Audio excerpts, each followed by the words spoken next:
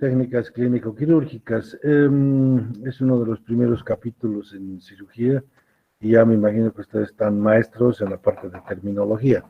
Entonces, sí, eventualmente sobre algún tema lo vamos a ir recordando.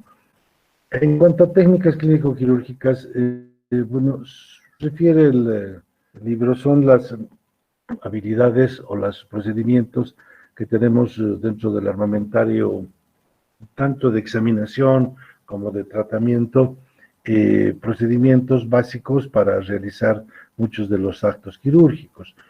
En el libro del Ottolenghi, este capítulo prácticamente se refiere más a los cuidados del posoperatorio, referidos a todos los cuidados que hay que tener desde que el paciente sale del acto anestésico quirúrgico y es conducido a la sala de recuperación o a su sala de internación o a terapia. Entonces, hay muchos cuidados que hay que tener en cuenta desde la posición del enfermo, valorar su estado hemodinámico desde el momento que salió de terapia y las condiciones en las que lo trasladamos y en qué condiciones llega a la unidad de referencia. Ya les digo, puede ser esto sala de recuperación, piso o terapia intensiva. Y de acuerdo a la profundidad de la anestesia, también hay que ver la posición en que hay que conducirlo de acuerdo al tipo de anestesia.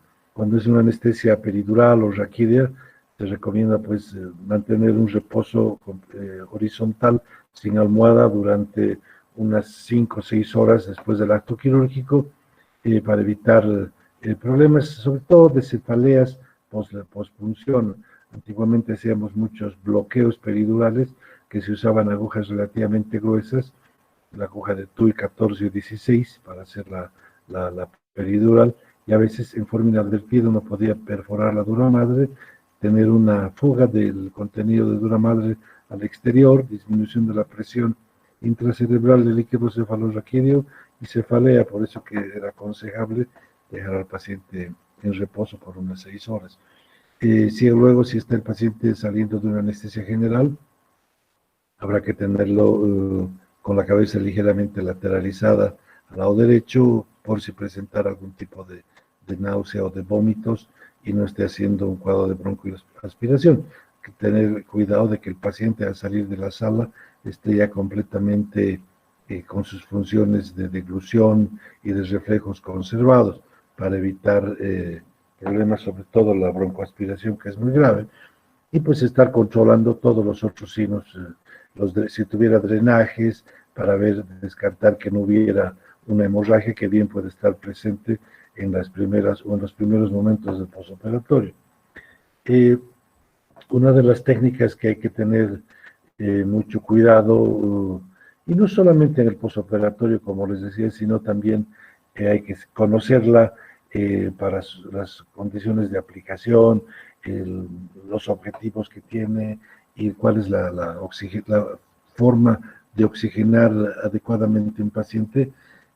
Como les digo, no solamente en el posoperatorio, sino inclusive en la consulta. Bueno, pues es la administración de oxígeno. Y esto, como tiene un efecto, un objetivo terapéutico, lo conocemos como oxigenoterapia. Con tanto que me gusta a mí remacharles, pues es la terapia a través de oxígeno. El objetivo, la finalidad es mantener niveles de oxigenación adecuados que eviten la hipoxemia tisular. O sea, al no tener una adecuada llegada de oxígeno a los pulmones, no va a haber un buen intercambio del mismo a nivel de los alveolos, y el nivel de sangre, de hemoglobina oxigenada que va a llegar a los tejidos es ineficiente, llevándonos a lo que conocemos como hipoxemia, que pues puede ser desde leve, moderada hasta fatal, ¿no ve?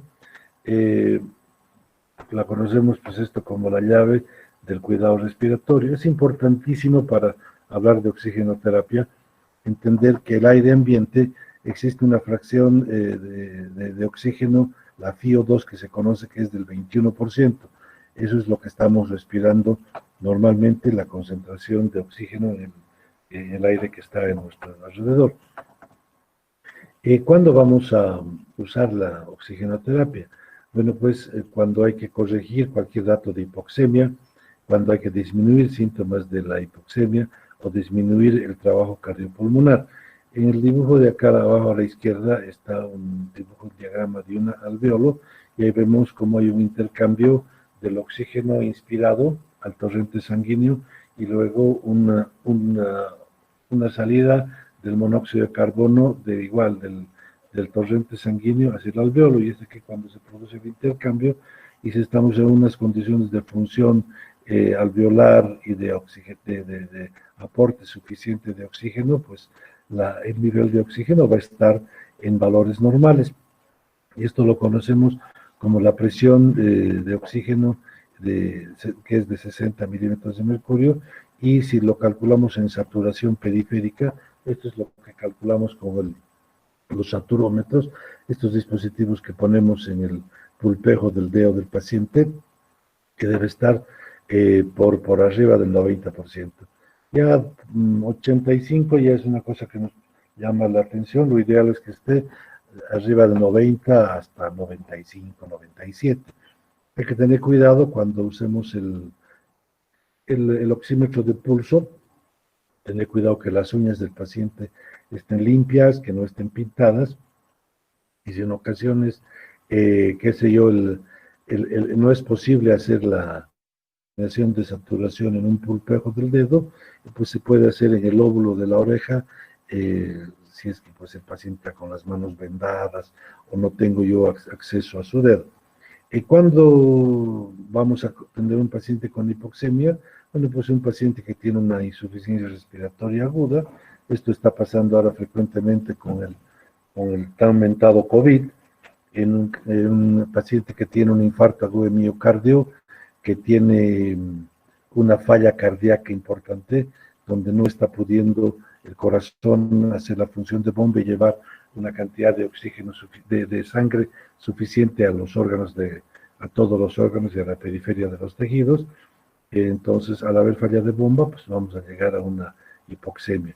Luego, en todos los pacientes que tengan cuadros pulmonares crónicos obstructivos, lo que conocemos como EPOC, enfermedad pulmonar obstructiva crónica, y también en casos de pacientes que tengan problemas de hipertensión pulmonar. Hablando de situaciones de hipoxia aguda, tenemos como ejemplos en hipoxemia arterial, se ve en la enfermedad pulmonar crónica obstructiva, en asma, en problemas de atelectasia, en neumonías, el mal de altura, el soróxico tan conocido, en neumonitis, fístulas arteriovenosos, o en problemas de trombos a nivel pulmonar, que lo conocemos como tromboembolismo pulmonar. Existen casos de que puede haber hipoxia o disminución de la oxigenación tisular que no cursen con una hipoxemia manifiesta, o sea que les va a dar una saturación de oxígeno alrededor de 90. Entonces, aquí hay que considerar que puede ser en casos de anemia, raros casos de intoxicación por cianuro, estados hipermetabólicos, patologías seguidos por alteraciones de las funciones de las hemoglobinas, una hipotensión marcada. Y en algunas situaciones especiales en las que debemos siempre considerar como una primera medida el aporte externo de oxígeno, el infarto de miocardio, cuando hay un fallo cardíaco, dependerá de la gravedad de la falla, en un choque hipovolémico, y cuando hay una intoxicación por monóxido de carbono. Esto sabemos que, por ejemplo, es cuando hay una sofocación por un ambiente cerrado, y pues lo primero que hay que hacer para recuperar a ese enfermo es darle aporte de un aire bien oxigenado. ¿Cómo vamos a darnos cuenta que el paciente está con hipoxemia? O sea, que no estamos aportándole o no está llegando suficiente oxígeno por esas muchas causas que hemos visto. Cuando la causa es de origen respiratorio, en un caso leve o moderado va a haber una mayor frecuencia respiratoria, va a haber dificultad en la respiración y palidez.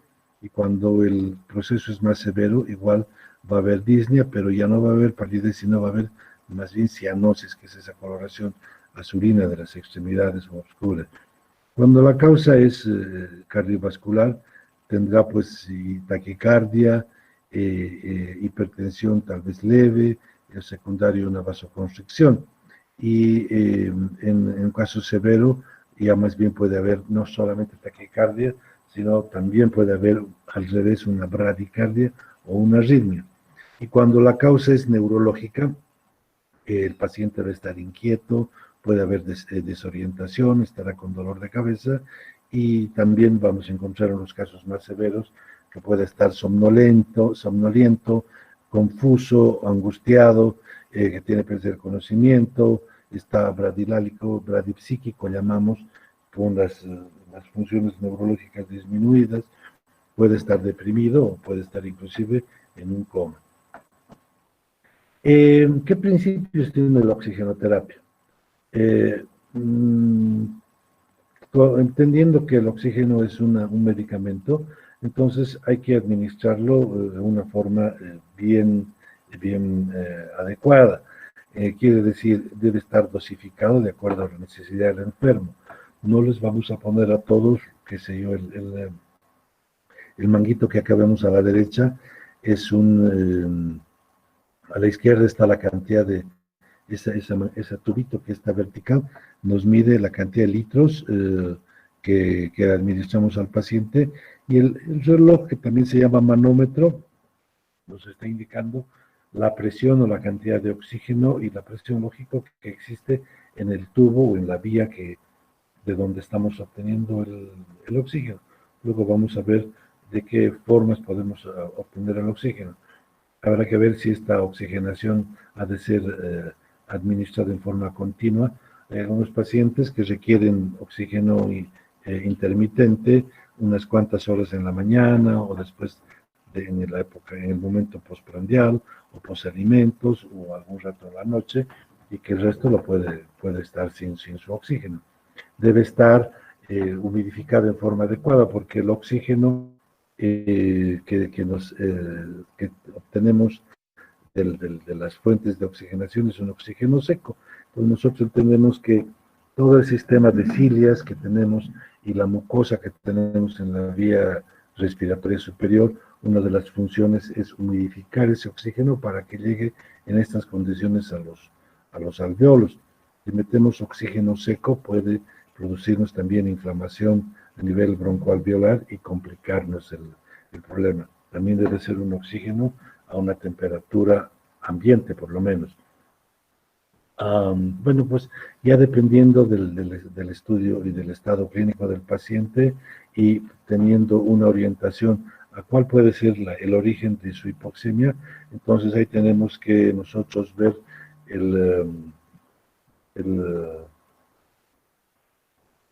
la forma de administrarlo, que hay diferentes formas.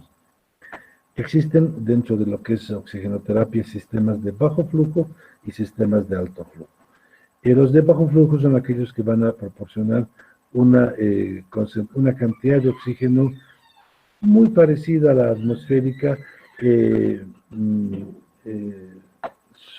aportando una porción extra de oxígeno a la que está respirando el paciente con el aire atmósfera.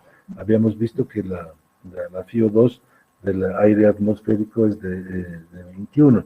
Entonces, si el paciente necesita un poco más de oxígeno, podemos administrar al aire normal un poco de aire de oxígeno puro, que vamos a ver las proporciones ahora en las siguientes diapositivas.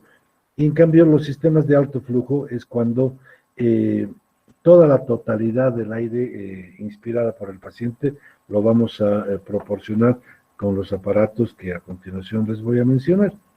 Entonces, la fracción inspirada de oxígeno más o menos tendría una cierta comparación con el flujo, sin ser exacto, pero nos da una orientación de que a mayor FiO2 el flujo de aire o de aire oxigenado debe ser también más importante.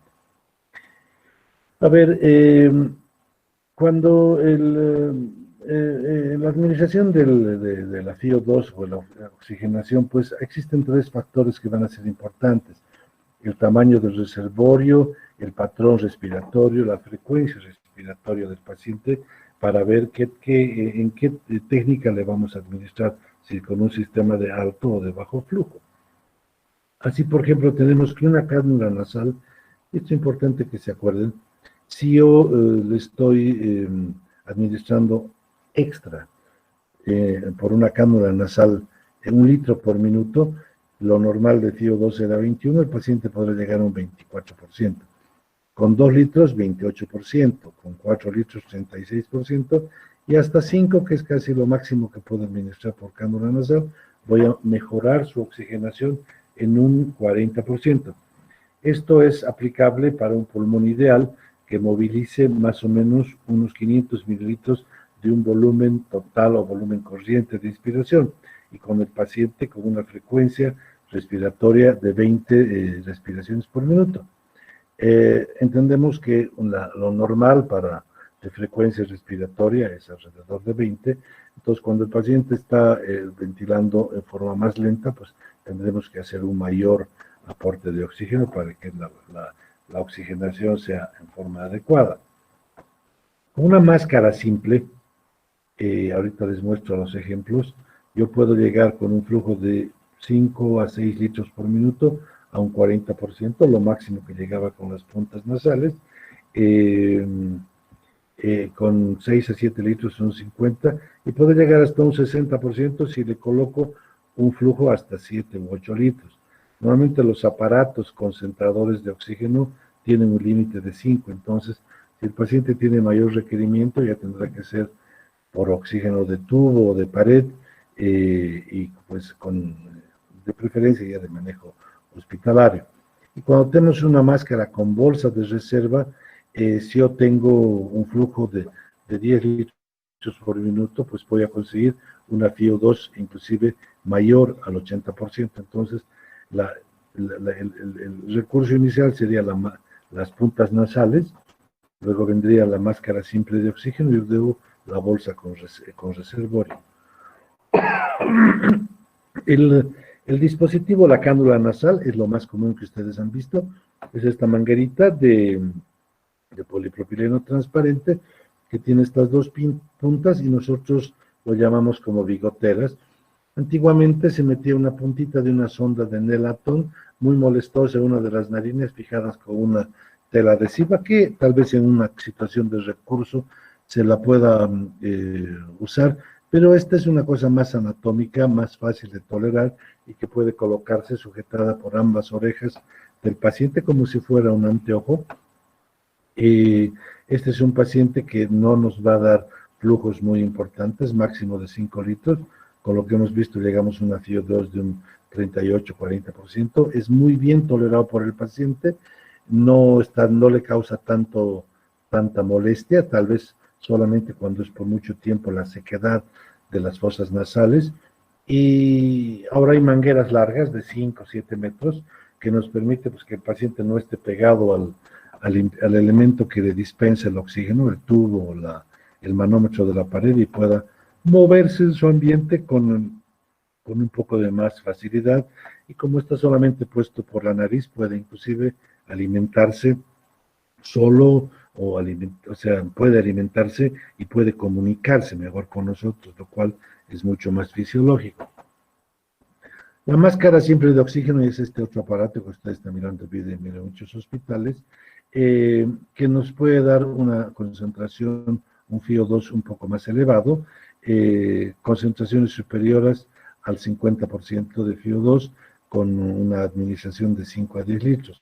Es también práctica, fácil de usar, reusable, fácilmente de esterilizar, pero molesta porque las tiras están jalándole al paciente, que es un paciente que está medio soporoso, excitado, precomatoso, diremos, como que está peleando con la máscara, ¿no? Interfiere en la expectoración, en la alimentación y lógicamente pues en la comunicación. Tiene que ser un paciente que tratemos de tranquilizarlo durante su administración. Las máscaras con reservorio de inhalación parcial son estas máscaras parecidas a la anterior, nada más que tienen una bolsa, como se ve en el dibujo. Esto permite que la cantidad de oxígeno o de FiO2 que se puede administrar al enfermo sea superior al de la máscara simple. Aquí podemos tener una concentración de FiO2 tal vez alrededor de entre 40 y 70% de fracción inspirada de oxígeno. Es para casos más especiales, ¿cierto? Hay algunas que tienen reservorios de no reinhalación para que el aire con CO2 que sale el enfermo se vaya directamente al exterior y todo lo que inhale el enfermo sea aire mezclado con oxígeno, pero sin monóxido de carbono. Y esto nos permite tener un aporte de FiO2 mayor, pueden llegar hasta una fracción inspirada de un 80%. Entonces ustedes ven que de acuerdo a la patología es importante saber si vamos a usar solamente las puntas nasales o las bigoteras, si usaremos la máscara, si usaremos la máscara con reservorio normal o con reservorio de no inhalación, ¿cierto? Este es un reservorio que más o menos nos diagrama las condiciones cuando es el aire, de qué forma el aire exhalado se va al exterior y que solamente permite el ingreso de aire mezclado con oxígeno, pero que ya no, el CO2 ya no vuelve al paciente. Estos dispositivos, al ser más ajustados, son más molestosos, entonces se aconsejan que se usen por breve tiempo en pacientes que están en un periodo crítico de hipoxemia grave, pues hasta decidir si es necesario, si lo podemos mejorar, y si no hay mejoría, pues hay que considerar otra medida de administración de mayor cantidad de oxígeno, o si no, inclusive ya pensar en la necesidad de intubación. Esto va a hacer que cuando pese esta terapia de oxígeno de esta forma, siga manteniendo niveles bajos de oxemia, ¿cómo se llama? La detección periférica continúe baja, no la podamos subir, entonces hay que considerar una técnica más enérgica de administrar de oxígeno. Esto lo han debido ver alguna vez que han ido a alguna clínica. Es frecuente ver en los niños que se llama por oxigenación por halo o por HUD. Es una cámara, como una campanita que tiene una abertura para el cuello y es muy utilizado en pediatría porque así no están peleando con el niño porque a él no le van a poder explicar que tenga mascarilla o que tenga puntas nasales. Es bueno, es tolerable, sobre todo como dice aquí, se utiliza en recién nacidos o en bebés pequeños, ofrece un aire fresco, bien húmedo, humidificado, pero la desventaja que tiene es que cada que uno tiene que retirar la camarita o el casco para hacer algún procedimiento, pues se pierde todo el aporte de oxígeno a cero, entonces tiene esta complicación. Habrá alguna máscara que también puede utilizarse en adulto, pero no es tan frecuente su uso en los adultos. Y bueno, pues cuando no puedo yo llegar a un nivel de oxigenación adecuado, que necesite una concentración, un aporte mayor de oxígeno y constante, entonces tengo que pensar en sistemas de alto flujo. Se puede usar con mezcladores que pueden ayudarnos en pacientes con insuficiencia respiratoria aguda, grave, pacientes que están con hipoxemia, hipercapnia, en los que la hipercapnia es la determinación del monóxido de carbono en sangre, en los que debemos asegurarnos que vamos a aumentar la presión arterial a un nivel tolerable, pero sin abolir la respuesta ventilatoria. Aquí tenemos la mascarilla de Venturini. Es una máscara tal vez parecida a la máscara normal, pero tiene ese sistema de válvulas que permite una concentración más alta de oxígeno. En un flujo que podemos administrar entre 4 a 15 litros por minuto y permite un flujo constante y una concentración de oxígeno fijo. Estas diferentes cánulas que ven acá permite, pues, de acuerdo al color, darle una mayor concentración de oxígeno administrado al enfermo. Tiene la desventaja que hay que asegurarlo de forma muy presionada al rostro del paciente, produce irritabilidad, produce alteraciones por la presión, el paciente no puede hablar y pues lógicamente no se va a poder alimentar de una forma adecuada. Aquí está más o menos para ver, el dispositivo este azul les permite aumentar a 24% la FiO2, el verde hasta un 35%. Y hay otros generadores que tienen un aporte mayor de alto flujo. Acá tenemos una foto de la fisioterapeuta que trabaja en inhaloterapia, que es otra especialidad también de la fisioterapia, dedicarse al tratamiento de inhaloterapia, y pues ella muchas de estas imágenes me las ayudó a proporcionar, trabaja con nosotros en el hospital belga. ¿Cómo instalar un equipo de oxigenoterapia? Esto lo van a ver ustedes. Primero, tener el balón, si es que la unidad existe, o en el domicilio, o en el quirófano, qué sé yo, donde lo usen. Normalmente los balones son esos balones grandes que ustedes han visto meter con un burrito. Y internacionalmente, cuando es oxígeno, acuérdense de ahora, hasta que se mueran, el tubo debe ser de color verde. Internacionalmente, un tubo que uno ve de color verde ha de ser de oxígeno. Pero pese a esto, es importantísimo, antes de colocar a un paciente, identificar bien el tubo, que sea oxígeno, porque a veces me ha pasado que hay balones ya gastados, balones con monóxido de carbono, y pues el desenlace es fatal. Entonces, siempre acordarse de identificar por la inscripción de oxígeno o el color verde del balón. Entonces, ese es el tubo normal. Hay tubos pequeños, de acuerdo al tipo de los que llamamos portátiles. El de ahí abajo, a la mitad, a la derecha, es un concentrador de oxígeno, que ahora hay muy, muy prácticos, del tamaño de una mochila, que el paciente, que tienen su pila. Entonces el paciente no tiene que estar cargando su tubo, sino carga una mochilita como estas, que tiene su batería propia y que le proporciona una cantidad de oxígeno de hasta 5 litros por minuto. Muy útil en pacientes que tienen neumopatías moderadas y que con esto pueden inclusive salir a su trabajo y no estar dependiendo de una conexión a una pared. Y al medio, abajo, estamos viendo el ejemplo que vimos al principio, un manómetro. Esto se llama manómetro, que va conectado por esa rosca plateada que está a la derecha al tubo de oxígeno. El primero es el manómetro en sí, que les indica la cantidad de oxígeno que queda en ese tubo, y un poco a la izquierda esa columna. Ustedes tienen la perilla negra, que a medida que la van girando de izquierda a derecha, van a conseguir un mayor flujo, y esas lineecitas les marca la cantidad de aire que les va a dispensar, que será desde hasta 15 litros. Y abajo a la derecha están los humidificadores. Estos son aparatos que se conectan al manómetro, inmediatamente por debajo de donde está el botón negro, y que permite que el aire que estamos sacando del equipo, por así decirlo, pasa a través de este sistema. Ahí van a ver ustedes, al medio hay un tubito blanco que llega hasta la base. Entonces nosotros ponemos aquí agua destilada, agua filtrada, hasta un nivel que nos manda el equipo.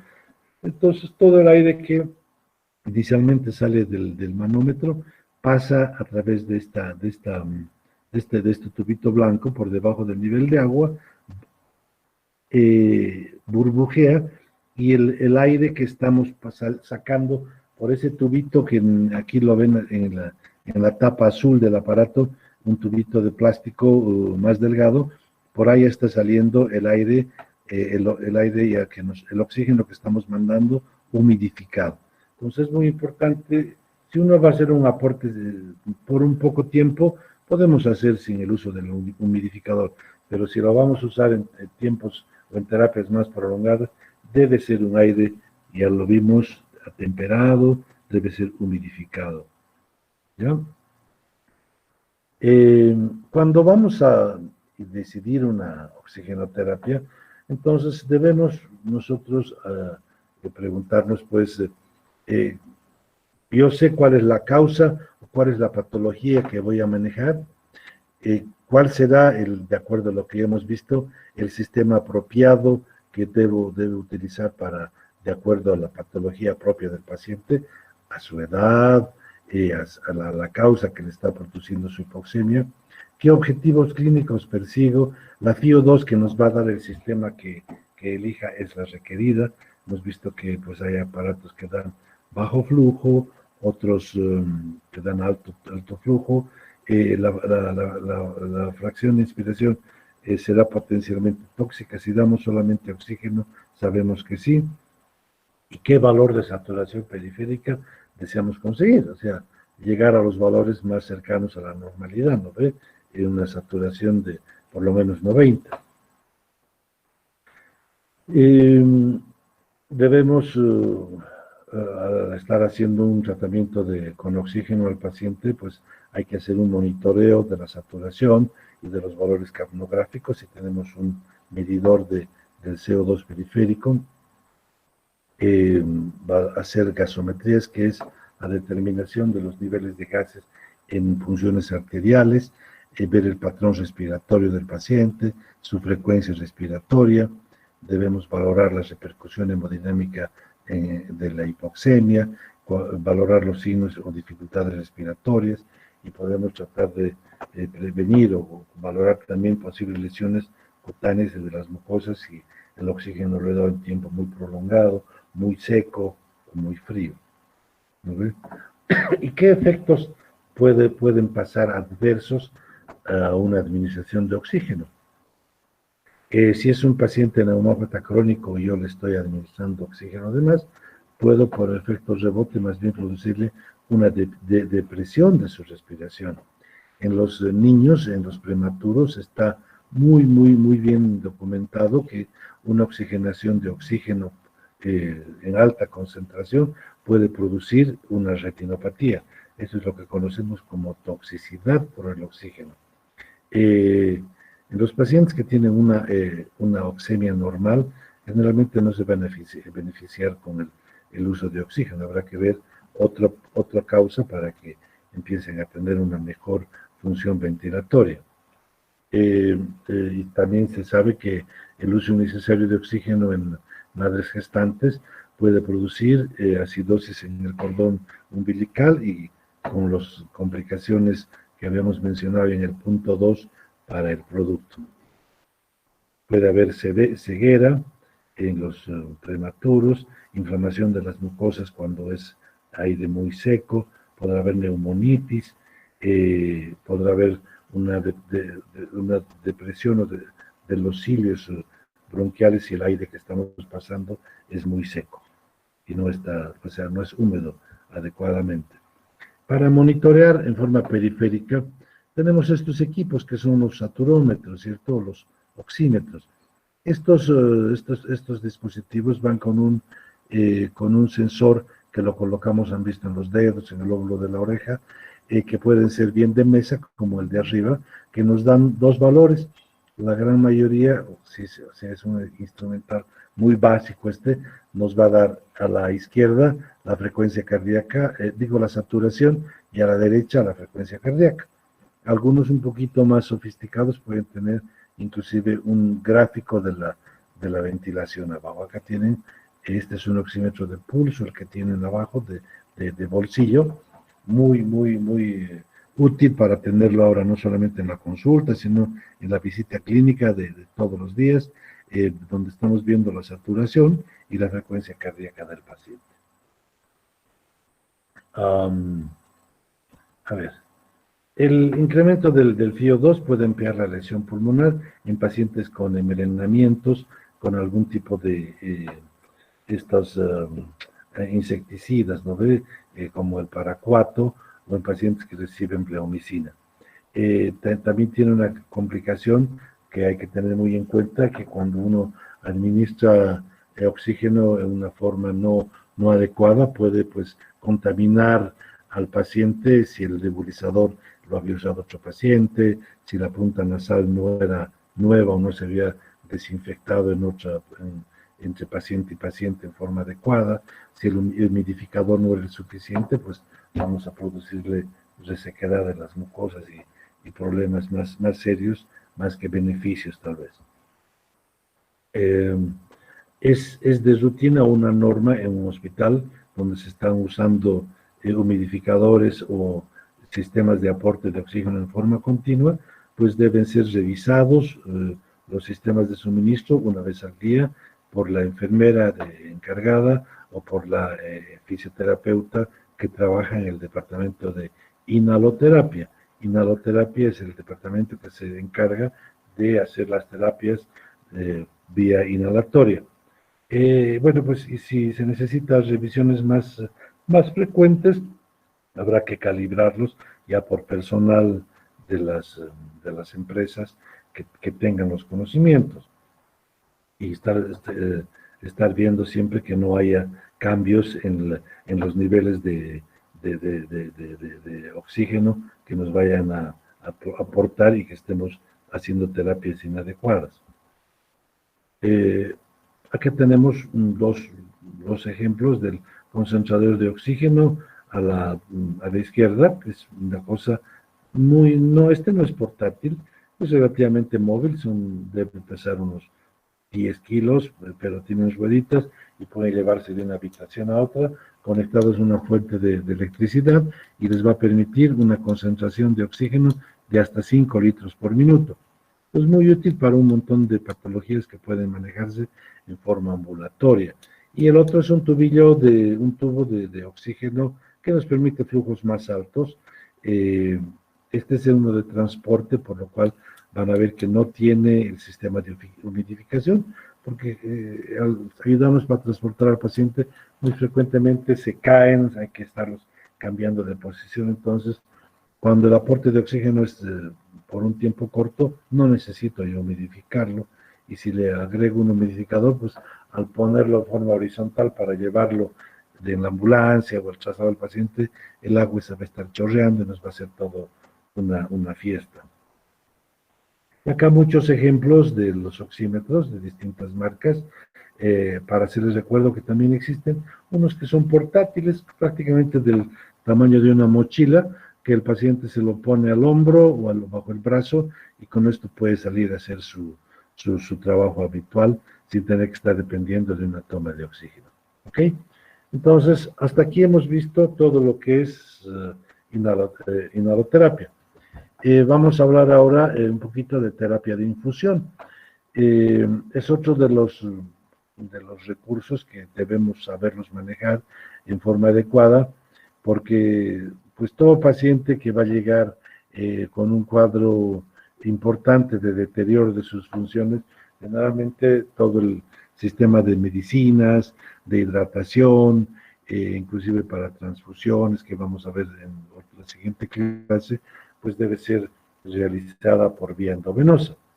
Entonces, como definición, la terapia de infusión no es más que la utilización de un dispositivo de acceso vascular insertado en una vena periférica o con mayor cuidado, con mayor recurso en terapia intensiva o en una terapia intermedia, ya por una vena central para la administración intravenosa de medicamentos, sangre o componentes sanguíneos, para alimentación parenteral, y también pues nos va a servir para poder extraer muestras de sangre para realizar procesos diagnósticos de laboratorio y también administrar todos los medicamentos que tengamos que administrar al paciente de acuerdo a su patología.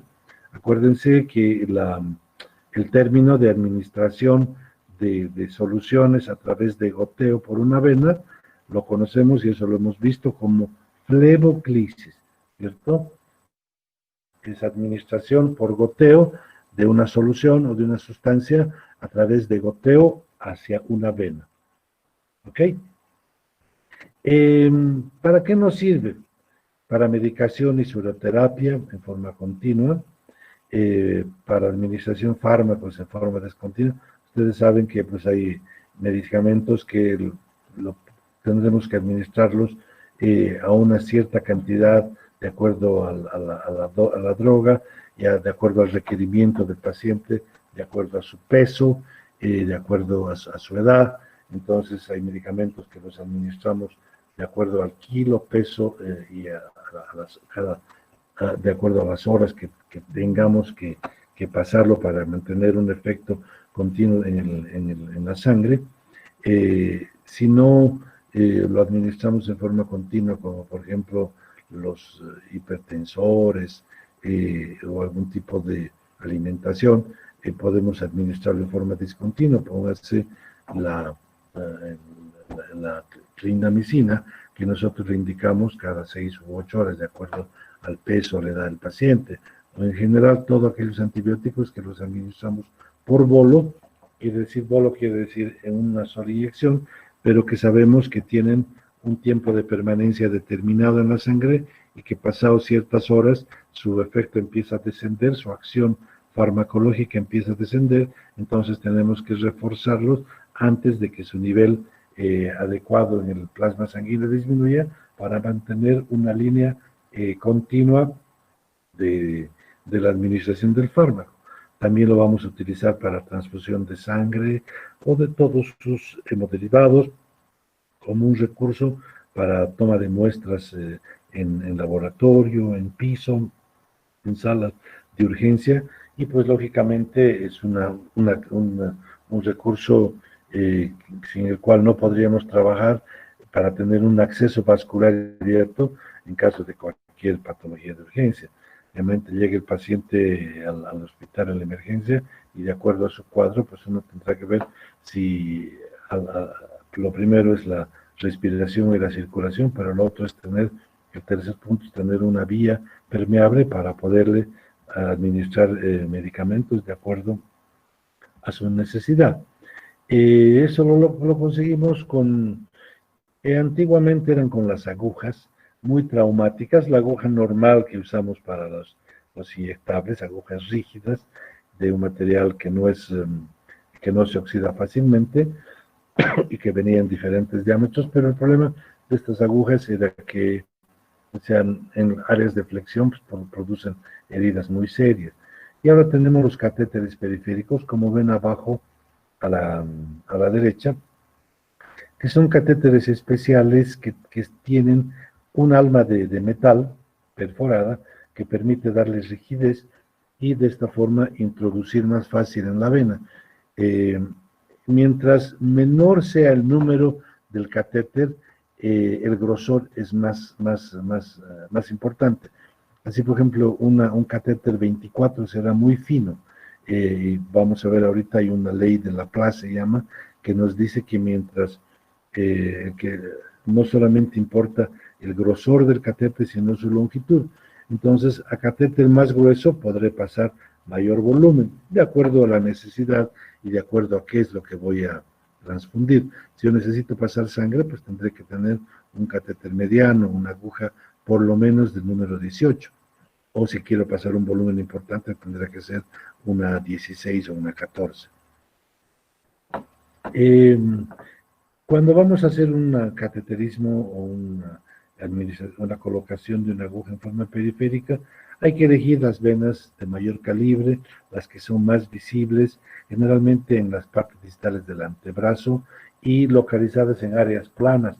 Tratamos de escaparnos de la flexura de la muñeca, de la flexura del codo, aunque todos sabemos que donde mejor venas vamos a encontrar están en las flexuras del codo, pero normalmente eso lo usamos para solamente tomar muestras de sangre, pero si voy a hacer yo un tratamiento de infusión más continuo, pues como que le voy a inmovilizar al paciente y le voy a crear disconfort.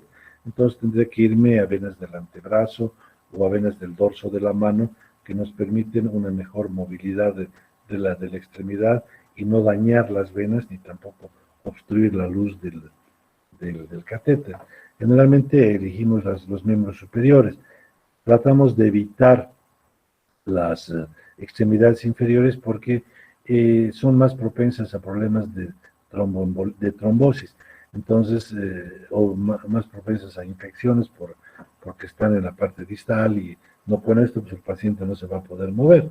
Y hay que también tratar de no ponerlos en vecindad o en cercanías a una lesión de la piel que tenga un dato de dermatitis, una furunculosis. Y como ya les dije, pues evitar las zonas de flexión, bueno, pues y tratar de colocarlas en las porciones rectas del cuerpo. El calibre hay que saberlo elegir, no vamos a elegir siempre una aguja gruesa, sino de acuerdo al tiempo de permanencia o cuál es el uso. Si yo voy a usar un paciente que va a entrar a un acto anestésico, donde puede ser que en cierto momento necesite pasar un mayor volumen de sangre, pues seguramente voy a elegir una aguja de calibre 18 o calibre 16. Las agujas más delgadas, que lógicamente son más finas, duelen un poco menos en el momento de su administración. Por el mismo hecho de que son finas, nos permite pasar cantidades de líquidos menos, menos importantes, ¿no? Yo podré pasar un litro de suero por una aguja 18, pues en unas 6 o 8 horas. En cambio, si pongo una aguja 22, no voy a poder transfundir o administrar esa cantidad de líquido que yo tenía planeado para el paciente. También hay que considerar que mientras el catéter sea más delgado, existiría menos riesgo de flebitis. Pero todo esto hay que considerar de acuerdo a la necesidad o cuál es la causa por la que yo requiero colocar ese catéter. Acá hay una ley que es bien importante que se acuerden, la ley de Laplace. Esta es una ley eh, que dice que mientras el tubo, mientras el tubo sea más grueso y más corto, acuérdense eso, a tubo más grueso o a catéter más grueso y más corto, el flujo es mayor. Entonces, si yo tengo que hacer una administración de líquido en forma importante, enérgica, si tengo un paciente politraumatizado, donde ha habido riesgos o ha habido sangrado de forma importante, tengo que elegir una aguja corta y gruesa. O sea, las agujas vienen en pulgadas, las bránulas o los intracat, entonces vienen de 1 pulgada, de 1,25 pulgadas o de 1,5 pulgadas. Entonces yo sé que mientras la aguja sea más corta y más gruesa, el flujo que voy a conseguir hacer la cantidad de sangre es mucho más importante. Entonces, esto es una norma en paciente traumatizado, colocar dos buenas vías, 2 catéteres de calibre grueso, para tener un buen acceso venoso, porque no sabemos con qué nos vamos a encontrar, si ha habido un sangrado que ya se produjo o se va a producir, o si necesito yo reponer cantidades o volúmenes importantes para volver a recuperar las constantes hemodinámicas del paciente. En pacientes que están en shock, pues tendré que usar una aguja no menor a 18, ¿cierto? Porque la mayoría sabemos que me permite un flujo menos importante. La de rutina es siempre que vamos a hacer una punción, la instalación de un catéter, el lavado de manos del operador, elegir el catéter adecuado o la aguja de acuerdo al procedimiento, la asepsia en el sitio de punción. Esto es una cosa muy importante, no es solamente pasar una torundita en una forma muy suave. Hay muchos pacientes que han venido, se han accidentado en la calle o que no tienen la costumbre de tener las manos aseadas, entonces habrá que hacer la asepsia de la zona de punción las veces que sea necesario hasta que la torunda o la gasa embebida en antiséptico salga limpia, ¿cierto? Y después tener cuidado que debemos administrar con una técnica aséptica. Ahorita les muestro unas fotos que vamos a ayudarnos de una ligadura para poder dilatar e ingurgitar la vena, siempre fijar, como en este caso, la vena, tratar de fijarla con un plano óseo rígido y colocar la bránula, como están ejemplificando aquí este ejemplo, con el bisel hacia arriba, hasta que tengamos una salida de sangre en la recámara de la bránula que nos demuestre que estamos en vena. Y en este caso vamos a introducir solamente la bránula, la parte de plástico, y retiramos el alma metálica. Entonces, estos son los elementos mínimos que podemos tener. Un par de guantes desechables, si es un procedimiento de punción periférica, no necesitan ser estériles, guantes de, ¿cómo se llama? Un rollo de cinta para fijar. Ahora hay aparatos o dispositivos que venden ya las distribuidoras muy adecuados para fijar una vena en una forma más adecuada, que son hipoalergénicos, que sabemos que la tela adhesiva normal produce dermatitis. Tenemos que usar una liga, que estaría ejemplificada como esta bandita azul, pero muchas veces usamos unas ligas que ahorita veré en otros ejemplos, donde podemos hacer una situación proximal al sitio elegido, colocamos una ligadura para poder ingurgitar la vena y poder hacer la introducción más directa. Y luego aquí lo que dice Nextcare es un sachet con alcohol que ya viene preparado. Normalmente en los hospitales o clínicas tenemos torundas que están embebidas en clorhexidina o en alcohol para hacer la asepsia de la piel. Acuérdense que cuando van a hacer una muestra para alcoholemia, no pueden usar como antiséptico nada, que ninguna solución alcohólica, porque les va a dar alterado la alcoholemia que le están haciendo al paciente. Aquí tendrán que usar pues clorhexidina o algún otro agente así de uso cutáneo. Limpiar la zona con alcohol o clorhexidina. Bueno, si es alérgico, usaremos povidona iodada. Bueno, y de preferencia usar guantes estériles, que sería lo más adecuado. En este caso tenemos un paciente que hemos elegido el brazo, que generalmente en el varón o en algunas mujeres que están delgadas o que están acostumbradas a hacer algún tipo de ejercicios, las venas, si es para solamente tomar una muestra de sangre, puedo utilizar yo las venas de la flexión. Acuérdense, son la vena basílica y la cefálica.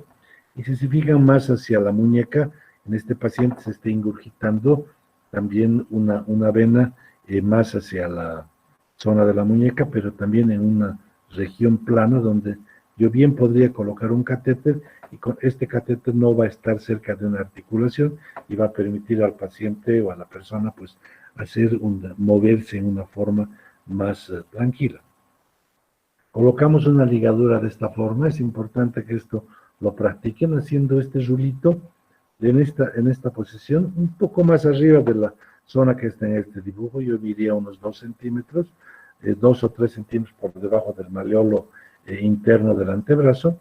Y siempre es importante hacer esta forma de este rulito, porque una vez que yo he llegado a la vena, generalmente hago la aplicación estando solo, necesito en forma rápida soltar la ligadura. Entonces ustedes se fijan, con la rama corta de esta ligadura, yo la jalo y con eso he deshecho la función de torniquete o de ligadura.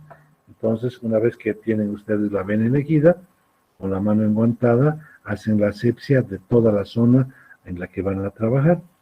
Y una vez que ya tienen la asepsia bien realizada, unos milímetros por abajo del lugar más prominente de la vena, agarrando la aguja en esta forma, con el dedo índice y el dedo gordo, y siempre con el bisel hacia arriba, en un ángulo de unos 30 grados, empiezan a hacer la punción, tratando de buscar la luz de esa vena, y inmediatamente la aguja entre los dedos tiene una cámara. Si ustedes entran a la luz de la vena, que en este momento está con mayor presión, la sangre va a refluir a la cámara, entonces quiere decir que está en la luz de la vena. Entonces ustedes con el dedo medio y el pulgar agarran ¿cómo se llama? Es el mandril de la aguja, y con el dedo índice progresan solamente el catéter. Entonces van retirando la parte metálica y van progresando el catéter para que lo que quede en definitiva en la vena sea solamente el catéter, que es un tejido flexible y que no les va a traumatizar mucho. Una vez que ya han conseguido la punción, pues quitan la ligadura, ¿ok? Y luego, como les decía, hay varias formas de fijar. Puede ser con estos adhesivos preparados. Aquí está un catéter que está con un taponcito, que normalmente no se lo usa para terapias de difusión continua, sino que este tapón permite que tengan ustedes la vía puesta y a través de la parte externa del tapón administrar con una aguja, una jeringa normal, los medicamentos de acuerdo al requerimiento del paciente. ¿Ya? Pueden utilizar una llave de paso o no utilizar la llave de paso. Es importante que una vez que ustedes coloquen, marquen en una de estas telas qué persona hizo la colocación del catéter o de la aguja y cuál es la fecha, porque tampoco podemos tenerlo, todos los catéteres tienen un tiempo de permanencia que mientras menos sea, menos chance de inflamación, de flebitis, de trombosis. ¿Sí?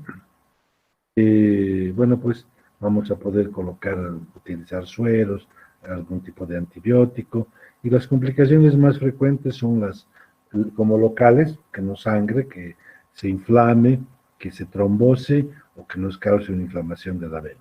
¿Ok? Y esta es la ley de Laplace que yo les había dicho, que en general dice lo que está puesto abajo en rojo, que mayor flujo lo conseguimos cuando el diámetro es mayor y la longitud es menor. Esto o sea que para elegir un catéter adecuado, de acuerdo al tipo de terapia, ¿cómo se llama? Por solución que queramos administrar, tenemos que considerar esto. Yo necesito poner un flujo importante de líquido o de volumen, de lo que sea, la aguja tendrá que ser corta y gruesa. ¿Cierto? En cambio, si es más bien para mantener una vía, podrá ser una aguja de diámetro pequeño, delgado, de diámetro pequeño, sí está bien dicho, y de longitud mayor. ¿Ya? Por ejemplo, aquí podemos tener un ejemplo simple.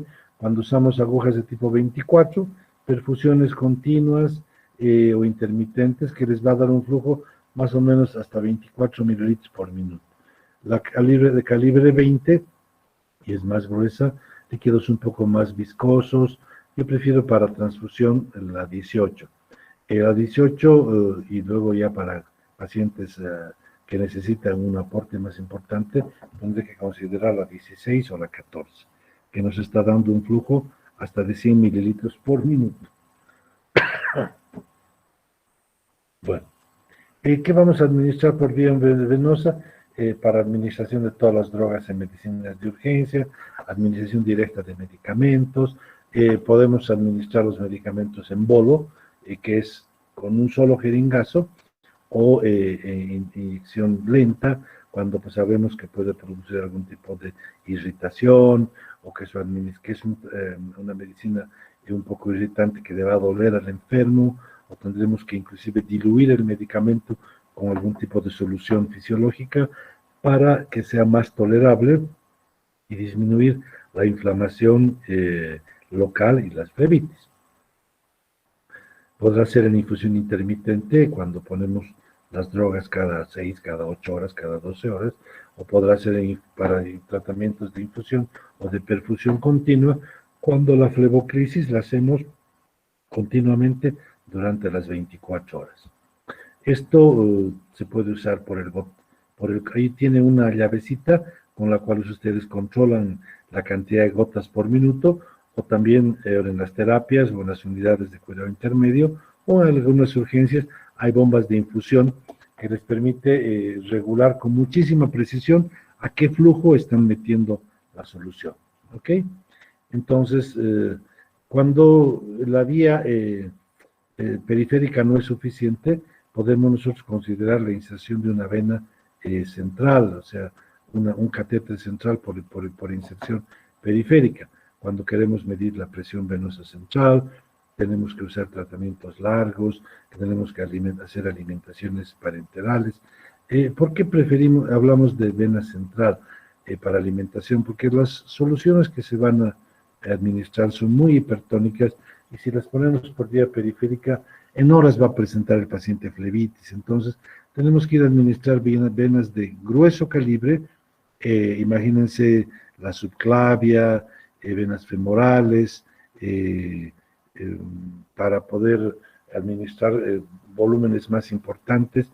Y si vamos a ir a buscar venas que van a ir a llegar a las cercanías de la vena cava o hasta cavidades cardíacas, nos sirven también para tomar varios parámetros, como la presión venosa central, que es muy importante en pacientes muy lábiles, que necesiten un control muy estricto de su de la cantidad de líquido que le vamos a pasar, ¿cierto? Y luego, pues, fármacos que producen flebitis, algunos antibióticos son muy irritantes, o hemoderivados cuando el paciente necesite una administración importante, enérgica, y la vena no tenga venas. Es muy frecuente que haya muchos pacientes que ya han sido politratados o pacientes muy viejitos, mujeres, que es muy difícil conseguirles venas periféricas. ¿Qué hacemos? ¿Qué objetivo tenemos para ubicar una vía periférica, una vía central? Colocar el catéter central por una vía periférica.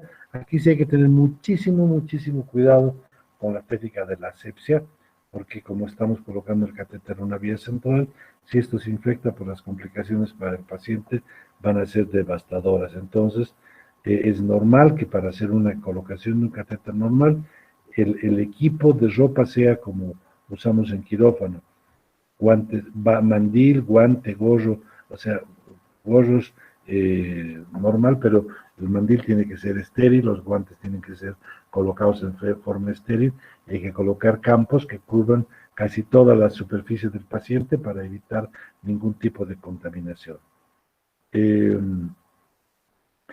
Nunca se usa como una primera vía de elección en caso de una urgencia. Generalmente para una urgencia elegimos los miembros superiores, agujas gruesas, pero cuando el paciente está muy choqueado y no hay otra, pues no queda otra que ir a buscar una vía.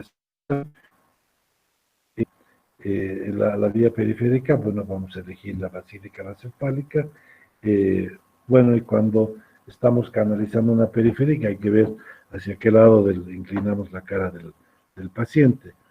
Si estamos yendo a buscar un cateterismo central, es ideal tener al paciente monitorizado, porque al llegar a la punta del catéter cerca de cavidades cardíacas, llámale ventrículo derecho, podría producir algún tipo de arritmia, ¿cierto?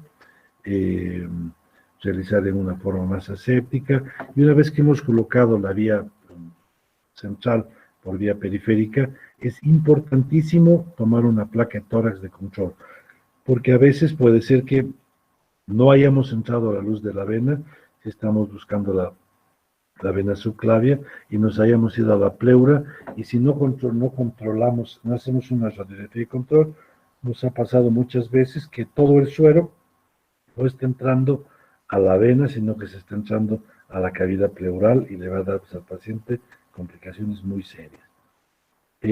Complicaciones locales más comunes: hematoma, celulitis, sepsis o tromboembolismo, ¿no? O imagínense un embolismo por aire que no hemos tenido cuidado y le estamos haciendo una complicación seria al paciente. Y más raro, se describe, nunca he tenido en mi experiencia, que un catéter se hubiera roto y se hubiera ido a cavidades cardíacas. La solución muy difícil. Aquí tenemos un poco de ejemplos de vía central. Yo creo que ahorita la hora ya está muy avanzada. Vamos a ver de hablar un poquito de esto en la siguiente.